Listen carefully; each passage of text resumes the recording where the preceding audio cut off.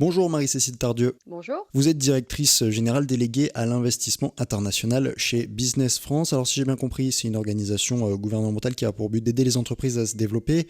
Vous êtes aussi spécialiste dans le domaine de l'investissement étranger en France et vous avez sorti un rapport en mars. Il met en valeur l'attractivité de la France avec un record en 2021. 1607 projets d'investissement étranger ont vu le jour dans le pays l'année dernière.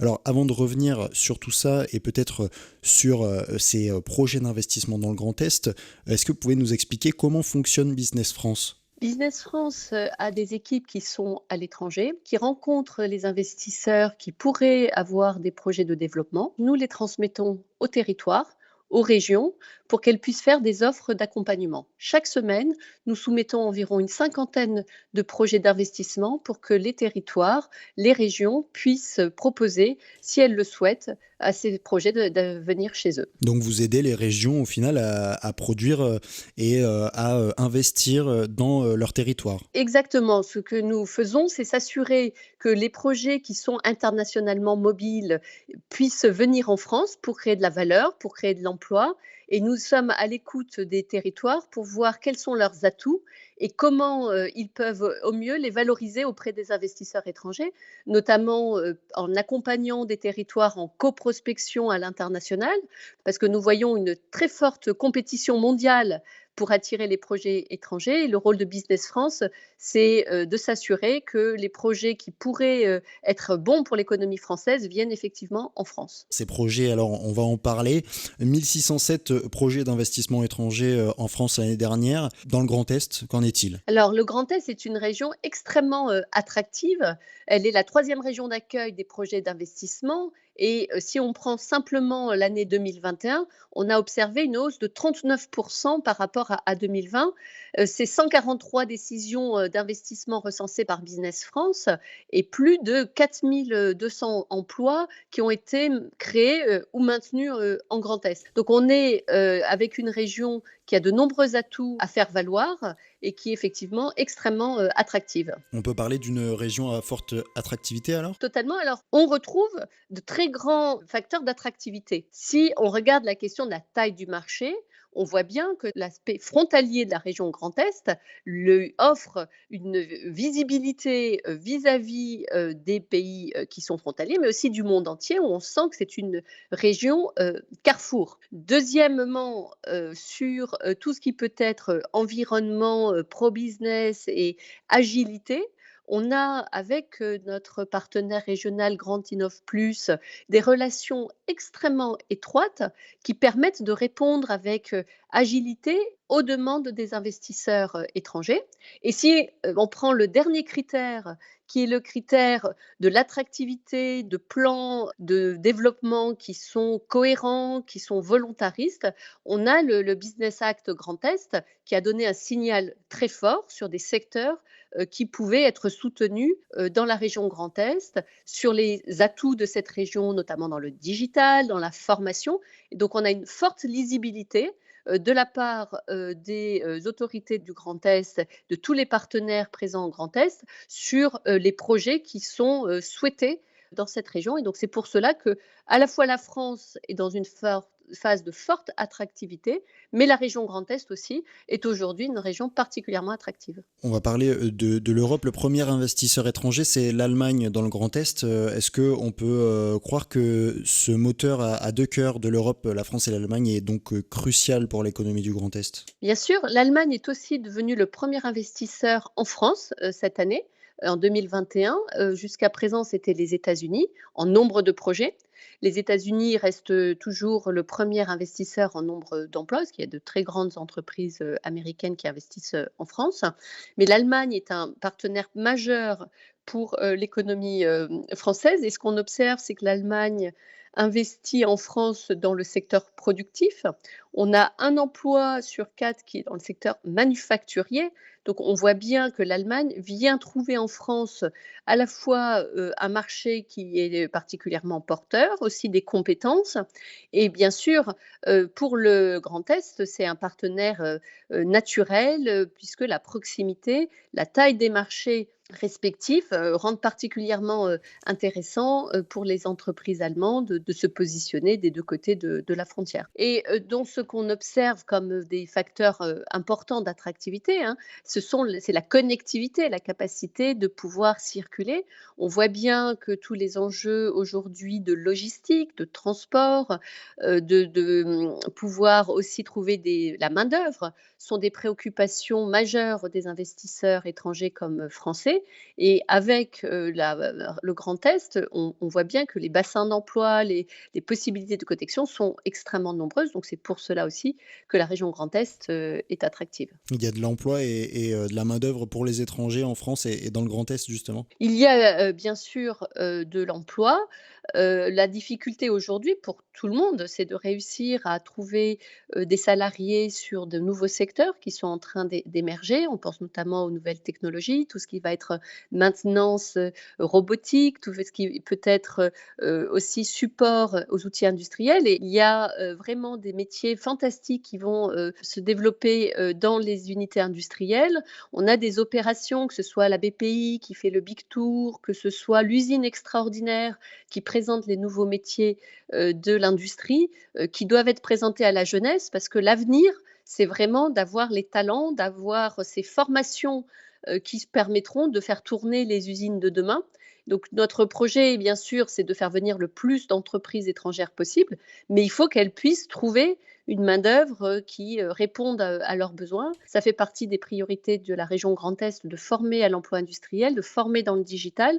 On a vraiment besoin qu'il y ait des formations dans les nouveaux métiers. La compétition mondiale se jouera sur ça dans les années qui viennent. Marie-Cécile Tardieu, vous êtes directrice générale déléguée à l'investissement international chez Business France, on le rappelle. Vous parlez d'usines. On voit souvent des usines qui ferment dans le Grand Est. L'année dernière, c'est l'usine Knorr qui en a fait les frais. Comment expliquer ce contraste entre une attractivité grandissante et de la délocalisation, voire de la fermeture? Le tissu économique doit s'adapter, aux conditions de marché. L'unité de Knorr qui a eu des difficultés était liée à la baisse, de la consommation de soupe, instantanée et on voit bien que quand certains, marchés, finalement sont moins porteurs, les entreprises doivent trouver de nouvelles activités. Donc le point majeur, c'est de réussir à identifier les secteurs qui vont devenir, porteurs pour que l'on puisse, commencer, à mobiliser à la fois des salariés formés et installer les conditions d'accueil de ces entreprises. Il y a très clairement une hausse, des projets en matière de production en France. Il y aura de plus en plus d'unités de production. Alors ça n'empêche pas malheureusement dans certains endroits d'avoir, des fermetures, mais de façon globale, on le voit bien, il y a une relocalisation des chaînes de valeur qui viennent de l'Asie où il y a énormément de difficultés finalement de logistique, d'approvisionnement, vers l'Europe. Donc il y a des opportunités nouvelles qui sont en train de se créer et les usines qui vont se faire vont être des usines digitalisées avec des besoins de nouveaux types de personnel pour programmer, pour maintenir, la maintenance prédictive des machines. Donc on a une évolution du métier industriel et on a aussi bien sûr l'énorme enjeu de la transition écologique.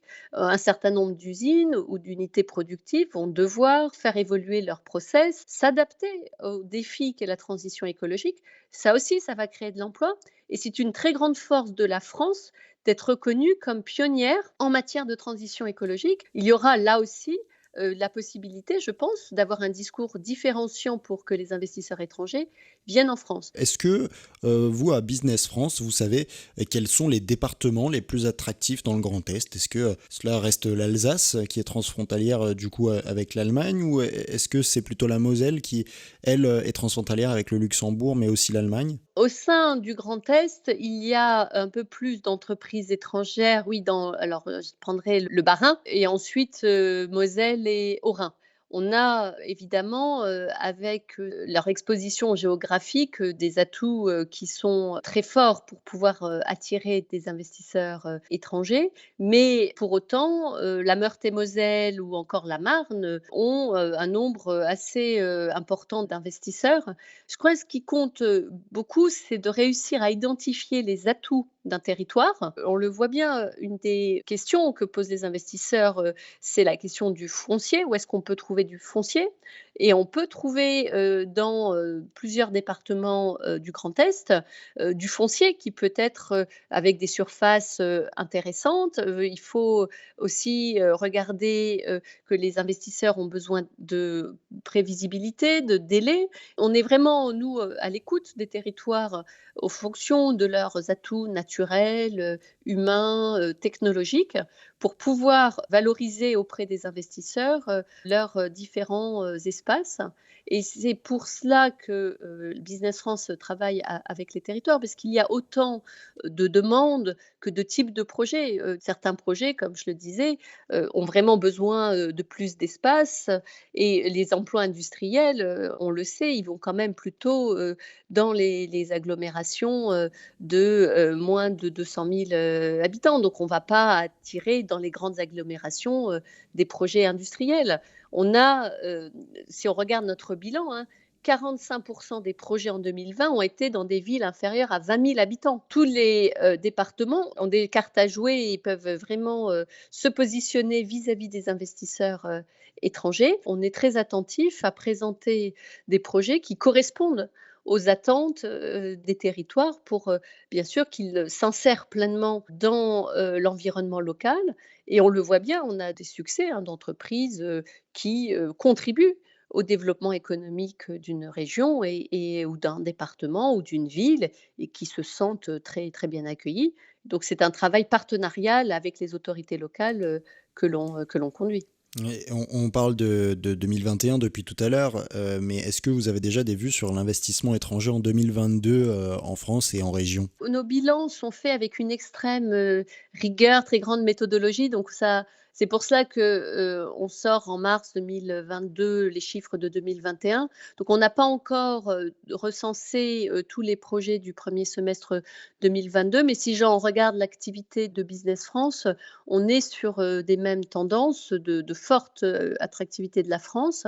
On voit qu'il y a à très court terme un certain nombre d'incertitudes, hein, géopolitiques, aussi, le fait qu'en Asie, il y ait, toujours, cette pandémie qui bloque, notamment les déplacements.